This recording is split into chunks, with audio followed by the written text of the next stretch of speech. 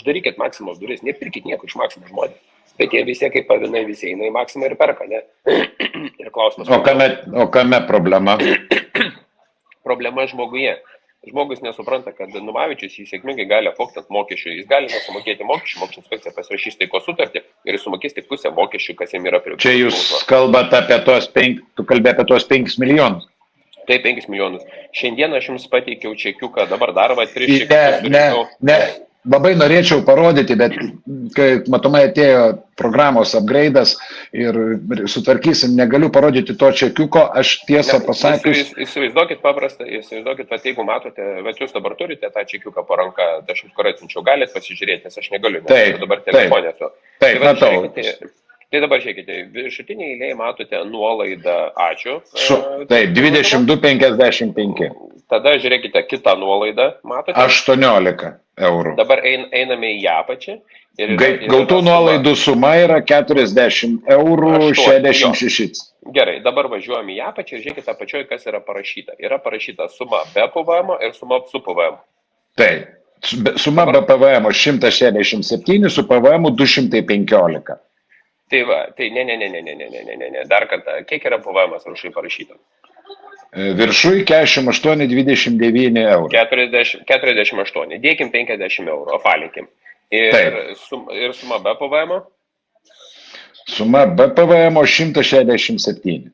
Tai va, 170 dėkim. 170 plus 50 eurų. Kiek turi, Vardai? 220. 220. Kokia yra galutinė suma ant čekiuko parašyta? 280. Tai kaip jūs galite pasakyti, Maksimą jums apvogė ant 70 eurų? Ant 60 eurų. Nežinau, o kaip. Tai ir nuolaidos čia, ir tas, ir tas. Ne.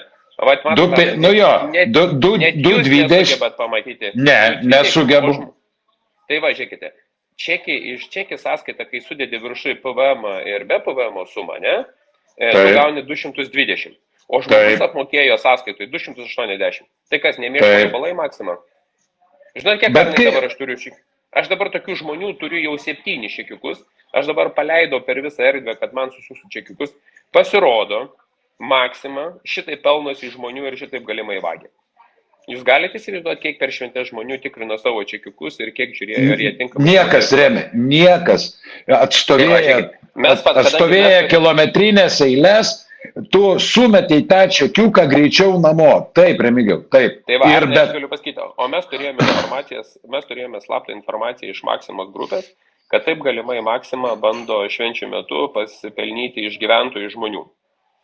Bet Remigijau, 60 eurų nuo sumos, čia yra beveik, atsiprašau, 305 procentai vagia, viršaus susideda. Tai, o dabar jūs galite įsivaizduoti, jūsų skaitytojas, jūsų žiūrovas, jūs pats, kiek atlikinėja tokius tyrimus, įskyrus, kad mano komanda atlikinėja šitus dalykus? Tai geriausia. Todėl, kad niekas tikrąją to žodžio prasme nekreipia dėmesio. Aš nežinau. Kaip matau, Varnai sunkiai žodžius renkate, ne? Biškimi čia tikrai. Tikrai čia man, aš nežinau, ar Remi. Matosi. Būt gerai, gerai padarykit print screeną ir raudonai apibraukit, kad žmonės matytų tas sumas dabar, kol mes dar kalbame. Aš būtinai padėsiu pas save, tikrai labai atsiprašau, dar kartą čia yra Remigijaus atsiųstas čekis, prašau, kad mes nemeluojame, viskas tai yra vienam čekyje. Čia yra, man sunku patikėti. Man nesunku patikėti, nes mes buvom tą gavę informaciją gruodžio mėnesį neoficialiai iš Maksimos darbuotojų, kur apie Maksimos galimą žulikystės ir visus kitus dalykus ten mes prisiklausom tiek neina kai ko patikrinti ir nėra įmanoma patikrinti. Netgi vienas tas faktas, ką aš matau, kad Numavičius intensyviai ištraukinėja visus pinigus iš Lietuvos ir išveža lauk iš šičia. Tai jūs galite įsivaizduoti, kad žmogus, čia Evgenijus konkrečiai galiu įvardinti, kuris apsiėmė šitą dalyką tyrimą padaryti, mūsų komandos žmogus, tai jisai šitą dalyką nustatė ir jisai labai ramiai pasiėmė čekiuką, Palaukė 20 minučių, baigės visas tas procedūras, kasa, čekis, žinot, visą kitą, palaukė, kol jam atsiuntė į telefoną, kadangi turim lojalumo programą, atsiuntė čekį, ką jisai pirko. Ir jau kai turėjo lojalumo programą atsiųstą čekiuką, dar 3 turiu, kitų žmonių irgi surinkom, padarėm print screeną ir kreipėmės į Maksimos bazę administraciją. Kadangi šita sistema veikia visoje Lietuvoje, Maksimos prekybos centruose, spėkite, ką Maksimos administratorius atsakė. Na. Žinot, labai atsiprašome, matyti įvyko techninė klaida. Čia pasakė jam vienam žmogui. Mes dar turime 3 skirtingi žmonės, Eugenijus 4, kur atlikom tyrimą ir tiem 4 žmonėm yra visi nuo 10 iki 60 eurų pavogta pinigų. Dabar klausykitės pabaiga. Kai jau dabar pakėlėm šitą pisinį, tai pasakysiu ūkiškai visų lygių. Maksima atrašo už vakarų. Mielas klientė, labai atsiprašome, kadangi yra programavimo įvykusi klaida, prašau atvykite į tokį tašką, mes jums išmokėsime tą sumą pinigų. Kaip jums atrodo Lietuvoje, kiek žmonių pirkdami per Kalėdas Maksimoje patyrė tokį nuostolį ir kiek žmonių kreipsis, kad jiems būtų? Kaip jūs manote, kiek žmonių turi čekiukų, kad būtų atlyginta žala? Kaip jūs, Arnai, manote, kiek turite ačiū programą telefone, kad galėtų žmogus pasitikrinti čekiukus? Bet bingo!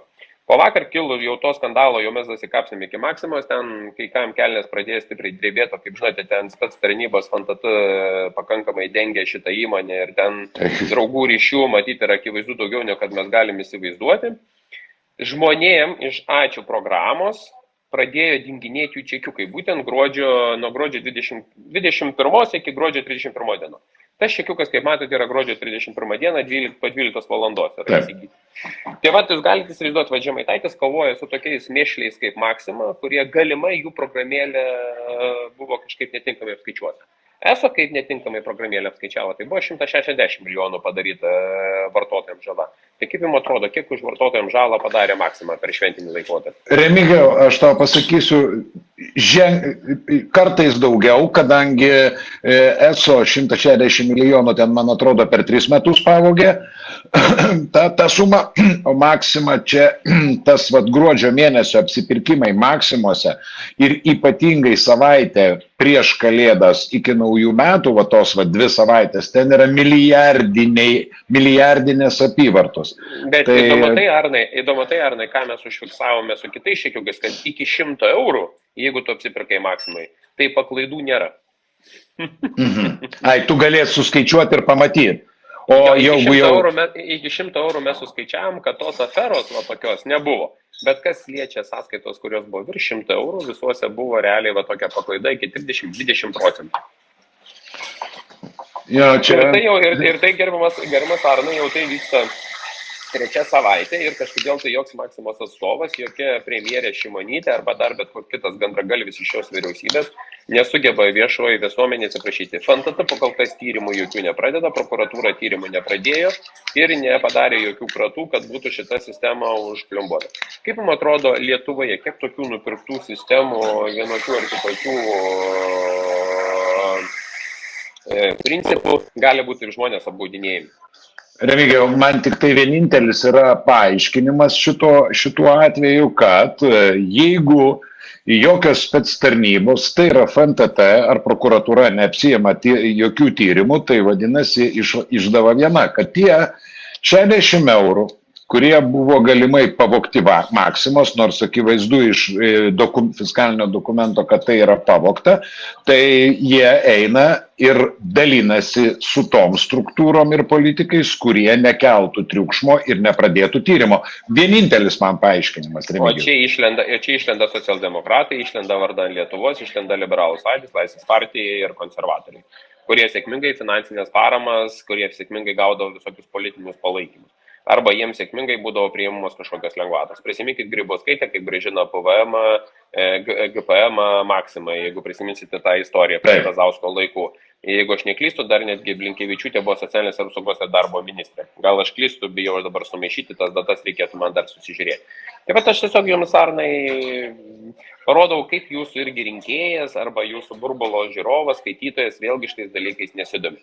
Ir va šiandien Žemaitaitis iškėlė tą klausimą. Remigijau, palauk, Remigijau, viskas gerai, tu iškėlei, pagarba, respect nuo mūsų burbulo. kaip tu taip mėgsti sakyti.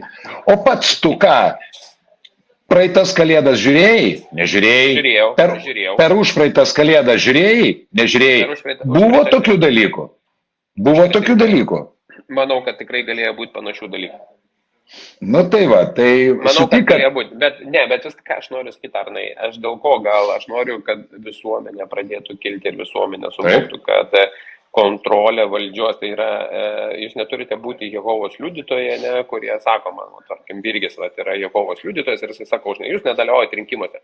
Jisai sako, mes turime paklūsti tai valdžiai, kurie išrinktis, kuo tai savinai esat.